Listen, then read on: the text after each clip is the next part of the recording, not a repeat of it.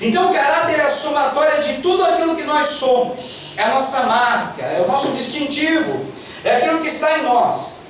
É diferente de reputação. Reputação é aquilo que as pessoas veem em nós.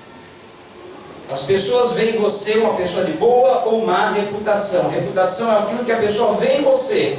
Já caráter é aquilo que você é. Se nós cuidarmos do nosso caráter, termos um caráter aprovado segundo a Bíblia, e esse é o padrão de medida do nosso caráter, a Bíblia Sagrada, esse é o padrão de medida. Se nós tivermos um caráter aprovado, com certeza Deus cuidará da nossa reputação e os homens vão ver em nós uma boa reputação. Então você não precisa se preocupar com a sua reputação, preocupe-se sim com o seu caráter. Se você tiver um caráter aprovado, certamente os homens vão ver em você uma boa reputação. Amém? Então, para que nós vivamos a vida aqui no presente momento, que é curta e passageira, da melhor maneira possível, Deus, Ele quer transformar, aprimorar, moldar o nosso caráter. E sabe o que Deus usa para aprimorar, transformar, moldar o nosso caráter? Problemas, pressões e pessoas. Agora você vai começar a dar graças a Deus pelo teu suposto inimigo. Agora você vai começar a dar graças a Deus pelos seus problemas. Agora você vai começar a dar graças a Deus pelas pressões que vêm sobre a tua vida. Porque são exatamente esses três elementos. Vamos dizer todos juntos? Problemas, pressões e pessoas. Que Deus, Ele usa para transformar, aprimorar o nosso caráter. Você está passando por problemas? Muito bem. Você vai sair dessa com o seu caráter mais refinado. Está sofrendo pressões na sua vida? Parabéns, muito bem, porque você vai sair dessas pressões com o seu caráter refinado, aprimorado, aperfeiçoado. Tem aquelas pessoas que te incomodam, perturbam, mexem com você, perseguem sem você fazer nada. São instrumentos que Deus usa para aperfeiçoar o teu caráter. Não se engane. Se você é uma pessoa impaciente, se irrita fácil, xinga doidado, grita, aí você pede a Deus, ai Deus, dá-me mais paciência, eu quero ter paciência. Eu vejo aquelas pessoas tão pacientes, aguenta tudo, leva um tapa num lado, dá outro rosto, né? E mais, aguenta tanto desaforo, leva tudo para casa, e nunca explode, estão sempre mansas. Podem crer que essas pessoas já passaram por grandes tribulações, por grandes pressões, por grandes problemas, já tiveram pessoas importunando a vida deles, e eles alcançaram esse caráter, essa marca, esse distintivo, essa característica. Então, se você um dia pedir a Deus paciência, mansidão, humildade, saiba que virão todos esses problemas sobre a tua vida. Mas, resistindo a essas pressões e problemas, o seu caráter vai ser aprimorado. Amém? Quantos querem ter um caráter aprovado por Deus? O que é que produz esse caráter aprovado? Romanos 5, 3 e 4. Volta lá. Porque sabemos que a tribulação produz perseverança, um caráter aprovado, e o caráter aprovado traz esperança. Oh, glória! Amém? Vamos orar. Que Deus dê-nos esse caráter aprovado e nos dê força para resistirmos a essas pressões e a todos esses problemas e também perseguições que certamente virão sobre nós. Alguém disse assim, ó: se você não está, aliás, se você não gosta de alguma coisa, mude-a. Se não puder mudá-la, mude a sua atitude. Vou repetir.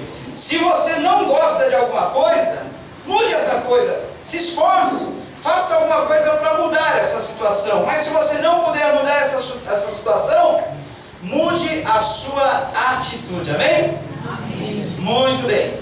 Efésios capítulo 5, versículo 15 e 16. Vamos lá? Agora esses dois versículos aí vão pegar. Efésios capítulo 5, versículo 15 e 16. Está aí. Tenham cuidado com a maneira como vocês vivem, que não seja como insensatos, mas como sábios, aproveitando ao máximo cada oportunidade, porque os dias são maus. Vamos ver todos juntos então? Tenham cuidado com a maneira como vocês vivem, que não seja como insensatos, mas como sábios, aproveitando ao máximo cada oportunidade, porque os dias são maus. E os dias são maus mesmo, gente. Eu estou tendo cada experiência nesse trabalho do censo que eu estou fazendo. Esse ano, uma das perguntas do censo sobre casamento, os outros anos não tinha isso. E aí esse ano tem essa pergunta.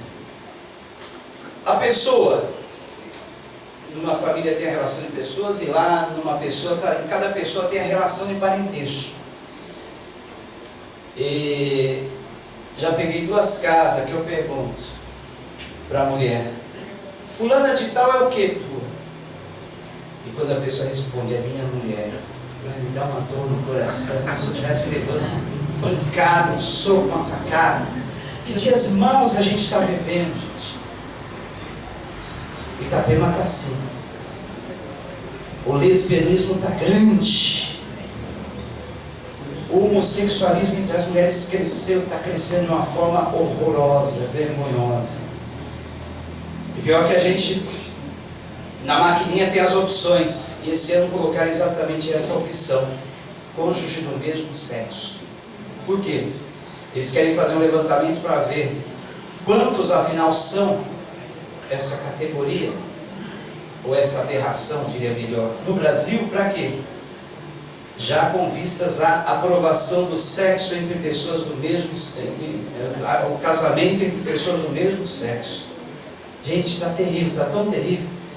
E pior, que nesse momento eu tenho que engolir seco, colocar ali a resposta, e não posso falar nada, porque nós somos instruídos a isso, a não entrar em contenda, não entrar em debate, não colocar religião no meio. Gente, é terrível. Então nós estamos vivendo dias maus, e eu e você somos instruídos, orientados a viver como? De maneira sábia, no meio de uma geração que se perde. Olha, tenham cuidado com a maneira como vocês vivem, que não sejam como insensatos, mas como sábios, aproveitando ao máximo cada oportunidade, porque os dias são maus. Então eu estou vendo muitas coisas ruins, mas também estou vendo algumas coisas boas. Por exemplo, há quase 20 anos atrás, quando nós chegamos aqui na Baixada Santista, eu lembro muito bem que a Baixada Santista, todas as cidades da Baixada Santista, eram consideradas campo missionário. Vocês não têm o privilégio de receber resultados da estatística do IBGE em primeira mão, hein? Eu já estou dando as estatísticas antecipadamente para você. Essas estatísticas só vão sair em dezembro, mas eu já estou me antecipando. É a vantagem, né? Então, olha, há 20 anos atrás, Baixada Missionária, Baixada Santista era considerado campo missionário. Sabe por quê? Todas as cidades da Baixada Santista tinham menos de 5% de cristãos, inclusive Vicente Carvalho.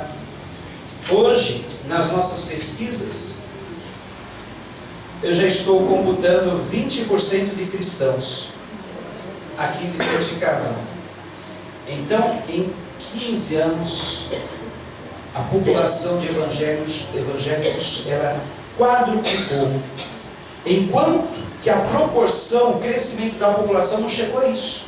No censo passado, a proporção de pessoas que moravam aqui em Guarujá, se não me engano, era 200 mil pessoas. Esse ano pode chegar talvez a umas 300. Então, enquanto a população cresceu 50%, a população brasileira era 150 mil, esse censo deve ir para uns 200